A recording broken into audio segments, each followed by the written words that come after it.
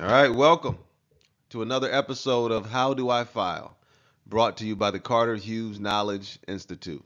All right, today we're going to talk about how do I file my incontinence claim.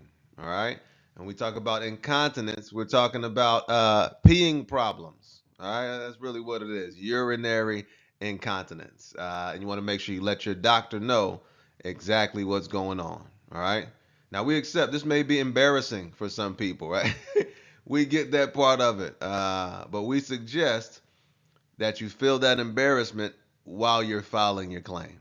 All right, we suggest that you deal with those feelings of embarrassment while you're waiting on the decision for your claim. Right, don't let that stop you from filing a claim. As a person who's filed thousands of claims, there are more people walking around here peeing on themselves than you would believe, right? That's just the reality of it. Present company included, right? Hey, as you get older, the body changes. And I think it's important that we have the courage to come out and acknowledge and be honest about these things, right? Not only for ourselves, but for other people who may be dealing with it but may not have the courage to come out and talk about it, right? So when we're talking about these peeing problems, we're talking about when you think you finished peeing, but you have not, right? And you're kind of leaking throughout the day, or having to pee too much, right? Getting up in the middle of the night to go pee multiple times, not being able to go an hour or two without having to pee again, right? We're talking about those kind of problems when we're talking about urinary incontinence, right? Once again, it's important that you let your doctor know what's going on because this could be caused by something that took place while you were in the service, or it could be something that you were dealing with while you were in the service. All right, we want to make sure, once again, that you get the best information that you can and make the best decision that you can. All right, as always, learn the information, use the information, and most importantly, share the information. Okay, so as always, it starts with Google. We just do CHKI, helpful veteran. First, we're going to pull up that disability claims tracker. Then we're going to put up the rating schedule. We're going to use the rating schedule to put the information in the tracker. All right, just go to helpful veteran on the Carter Hughes Knowledge Institute, and you would just scroll down. You would just scroll down and create your disability claims tracker and click start now. All right.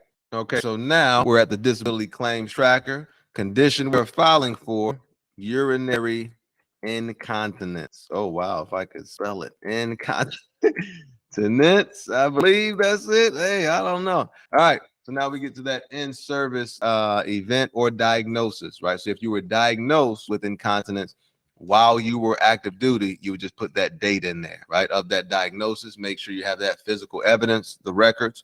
You would just put that date in there. If the incontinence is the result of an event that took place, right? Hysterectomies is a big one. If you had a hysterectomy while you were in service and you deal with incontinence as a result of that hysterectomy, you will put the date of that medical event in here, right? As long as you were active service at the time.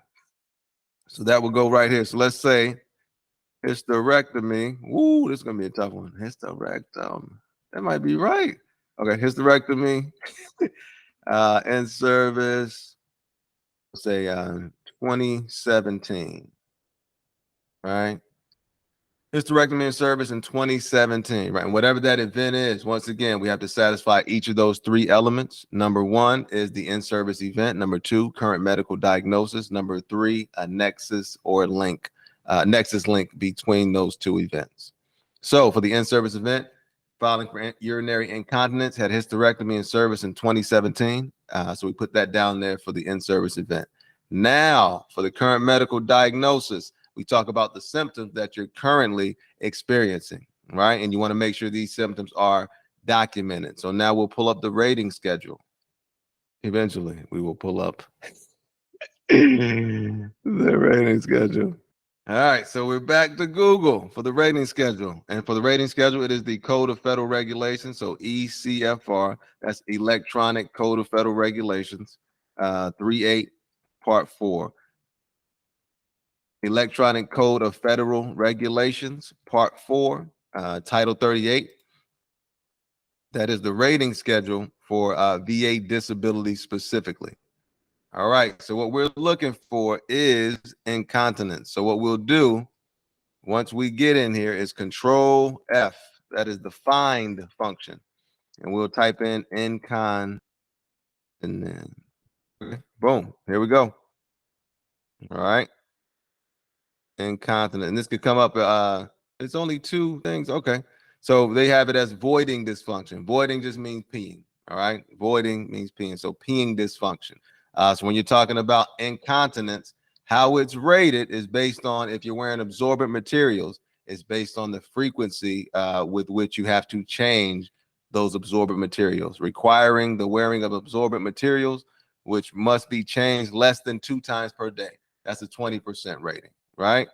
Must be changed 2 to 4 times per day. That's a 40% rating.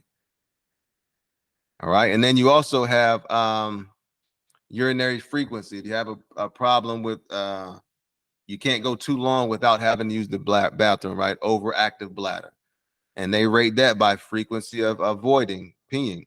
Daytime voiding interval between 2 and 3 hours. All right, so you can't go more than 2 or 3 hours without having to go to the bathroom again, or waking up at night at least 2 times to go to the bathroom. All right, that's a 10% rating. Daytime voiding interval between 1 to 2 hours, awakening 3 to 4 times, right? So it's based on how long you can go without having to use the bathroom, and then how many times you wake up in the middle of the night, right? So we have that voiding dysfunction, we have that urinary frequency, and then you have obstructed voiding as well, right? And this is more related to renal, all kind of related to the gallbladder functioning. I'm not a doctor, so this goes over my head at this point, right? I could explain more the straightforward stuff, frequency of changing, but this is where they would get the information to rate your condition of incontinence. But this is where it would be in the rating schedule in terms of incontinence. All right. Once again, it could be something you were diagnosed with while you were in the service, or it could be something that's going on now as a result of something that happened while you were in the service, right? You definitely want to talk to your doctor about it. But if you're ever wondering, how do they rate this thing? This is exactly how they rate it. All right. Okay. So now we go back to the disability claims tracker to put this information in there. Let's say we're requiring the wearing of absorbent materials that must be changed less than 2 times per day, right? So we'll go back. All right, so now we're back at the claims tracker, and we'll put incontinence requiring absorbent materials. I normally spell better than this. Believe me. Please believe me. I don't. Changed less than 2 times per day, right? And as far as date of diagnosis, you want to put the most recent date of the medical records, when you talk to your doctor about it. If you have not talked to your doctor about this, you need to go to the doctor, and then when you get that date, put that date right here on the claims tracker. So let's say we did that in 2022, right? So now we have time between that in-service event and that current diagnosis. The in-service event was a hysterectomy in 2017. The current diagnosis at 2022. So that would be 5 years. Time from separation to filing the claim. So let's say we're filing it this year in 2023, and we got out in 2021. So that's 2 years, right? In that situation, 2 years, you may need a nexus. You don't have to get one. You file the claim and you don't, and that's the reason they deny it. They will let you know that. And if it's just a nexus, then that will not affect the effective date either. So for urinary incontinence, once again, had a hysterectomy in 2017 or whatever that in-service event was, you'll put that in that column.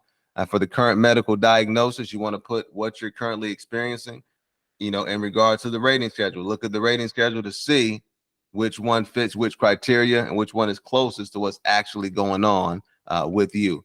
Put that information in there, put that date of diagnosis, And then you just want to put that time in between the in-service event and the current diagnosis, and the time from separation, and whether or not you have a nexus letter as well. So for this one, it would be no. As of right now, we do not. All right. And then you take this form into your claim rep, and they will help you to get this claim filed, right? They can fill in any holes that there may be based on current regulations or whatever's going on now, but they will be extremely thankful that you came in with a clear plan. We have the evidence here, we have the evidence here, and we're ready to rock and roll. All right.